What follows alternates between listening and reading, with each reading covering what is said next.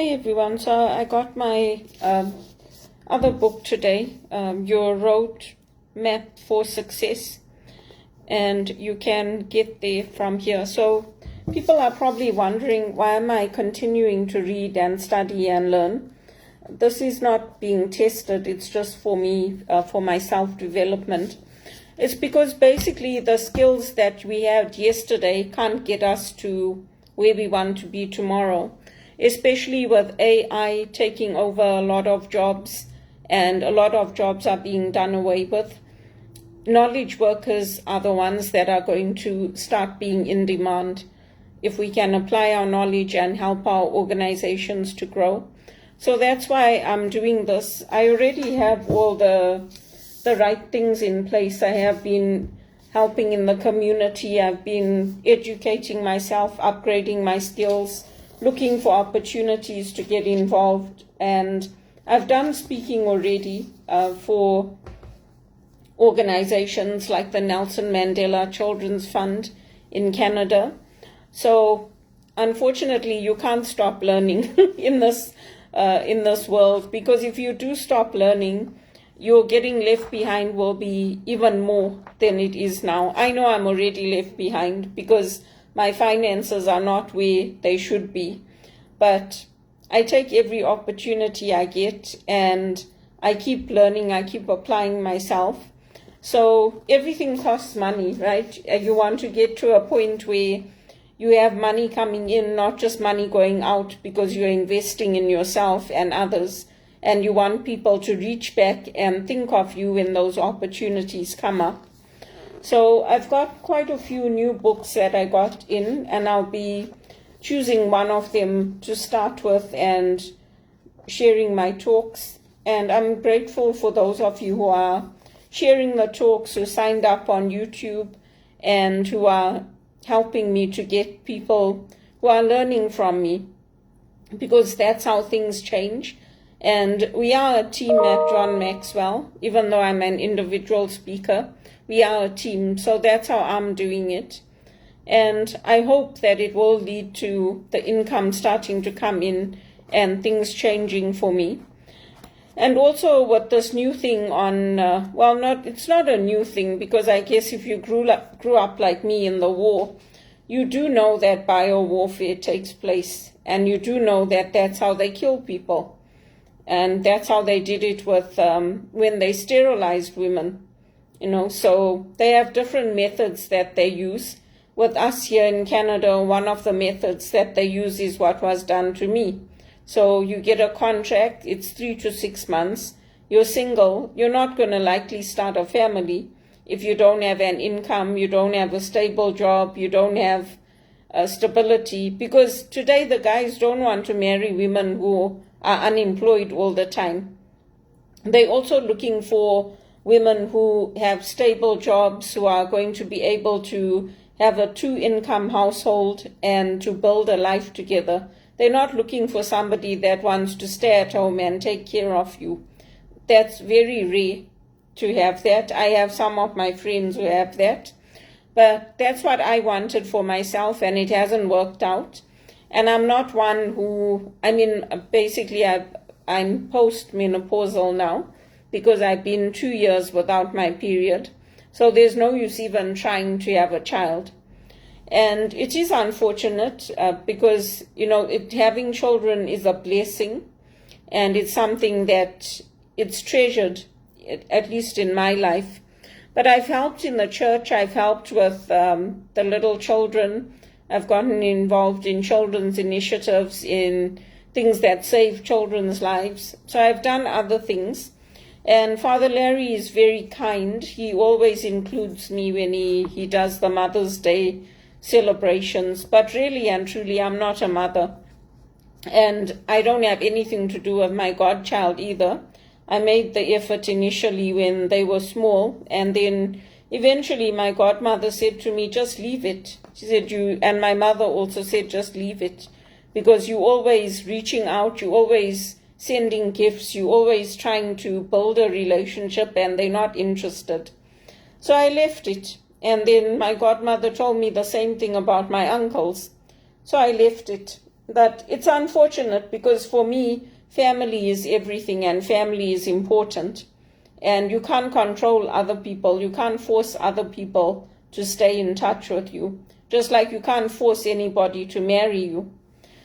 So that's where I'm at in my life, and that's what I'm learning and about and reading. And hopefully things fall into place for me, because I'm not just applying for executive assistant jobs here. I'm applying in America, in Australia, in Ireland, and I've got good education. I've got good skills to offer. And for the jobs that I did have, I have a strong work ethic because I never left the jobs and I wasn't fired. They didn't have work available for me. So all those things count in my favor, but it is frustrating. I've also got good partnerships with the Jesuits in Canada, in Britain, in Scotland, in Ireland. So, I have all those things in place. It's just when and where that opportunity is going to come, I don't know, so I have to stay open to it. But it is a waste of your life when you keep giving and giving and giving and you're not getting anything back in return, and you're left out of family gatherings and you're not included, because I am a good role model and I am an inspiration for Regis College and the professors there, and my professors are now in the Vatican. So I try to remember those things. And also with the biowarfare, we did have it in Africa, like I've mentioned in my other talks, when we had AIDS. They used to talk about it and they used to say, there's nothing, it's not coming from a monkey, it's not coming from anything. They're infecting the people with AIDS and they're doing experiments. So they didn't want to admit it for years and years and years, and now Rishi Sunak uncovered it in the UK. And now the news came out about the COVID-19. Because when my friends at home were telling me in Zimbabwe that, we've got curfews and you have to be in by 6 o'clock, and I was like, why? Because that's what they did in the war. That's what they did in the war in Rhodesia. They used to say, you guys have to be home by 6. We want the women and the children home. And then afterwards, my grandfather used to come because he was a civic policeman. And my dad, we used to go home first, then they used to come. So that's how I knew that, okay, this is a war. It doesn't matter what they say, what they put in the newspapers. And there were a few people, ministers and things, that were liking my tweets and my posts on social media. And most of them were the French Canadians. So if you grow up with that kind of experience, you have to also learn to apply it to today and to recognize the signs of the times.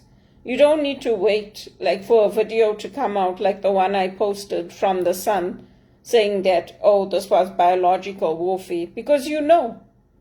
And if I had had a choice, I would have refused to take those vaccines. Even with all of us were on the one campaign, we didn't want to take it. We're like, this is new, it's too new. They didn't do enough experiments, they didn't do enough to check it.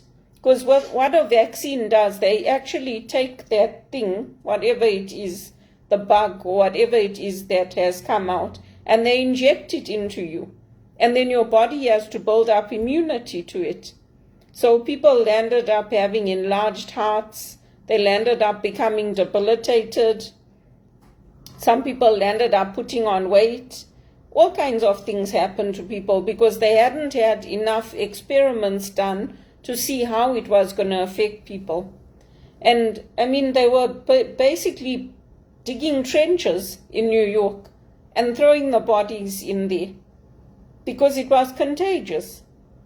And what they had initially told people to do, to keep the windows open, to keep the doors open, to have exercise, fresh air, those were the things that were working anyway. And then they introduced all these vaccines and things.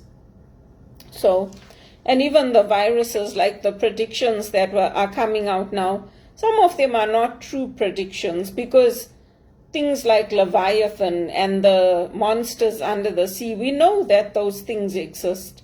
You take a risk every time you go out on the water, every time you go skiing or you go on a boat, because there are sea monsters and they are larger than we could ever imagine. Everything in the Bible is true, all of it. And even all these predictions that they're making about, the next virus that will come out is this year, 2025. It's all there. They plan it and then they do it. So it's social experimentation. Even when I had my thing, when they were taking me to Sunnybrook, they already had all the files and everything set up. They knew what they were going to do. I said, no, I'm not doing it. They sent me everything. So I was like, I'm not doing it. And my doctor backed me up. How many women get sterilized here in Canada? Indigenous women, women go missing. They had big investigations here about the indigenous women, they call it the red dress. So we're not stupid, we're not naive. We know these things are coordinated. So, but I'm not changing my family name, I'm sorry. I'm not making it Smith or Black or something like that to get a job. No, I came too far and I worked too hard. And hopefully I get a break either with my John Maxwell, with my speaking, or through the Sisters of St. Joseph, or the Sisters of the Americas. Hopefully I get a break in administration. Because the reality is I just can't do that job anymore. I did it for 5 years. I wasn't accommodated.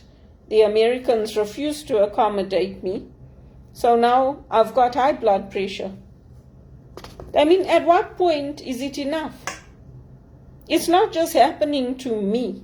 It's happening to everybody that's working in the call center.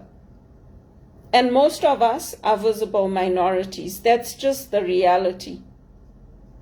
It's the reality.